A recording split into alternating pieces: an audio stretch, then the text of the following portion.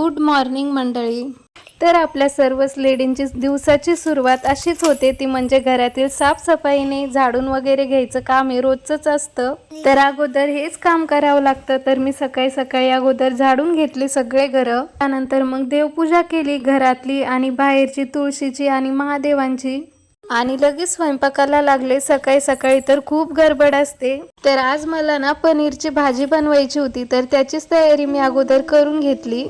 कांदा वगैरे कट करून घेतला, थोडेसे पनीर तेलामध्ये फ्राय करून घेतले आणि त्यानंतर त्याच कढईमध्ये कांदा पण तळून घेतला. त्यानंतर अद्रक लसूणची पेस्ट टाकली, नंतर टोमॅटोची पेस्ट टाकली, सर्व एकदम छान तळून घेतलं. त्यानंतर खोबऱ्याचं वाटण टाकलं. त्यानंतर मग धने पावडर, मिरची पावडर, गरम मसाला हे सर्व मसाले टाकून घेतले. क्वांटिटीनुसार पाणी टाकलं आणि फ्राय करून घेतलेले पनीर टाकले. पनीरच्या भाजीसोबत थोडासा पांढरा भात बनवला आणि आम्ही सगळ्यांनी जेवण केले. आणि दुपारच्या वेळेला प्रिशूला मस्त मी इथे वाटीमध्ये दही दिलं होतं खायला.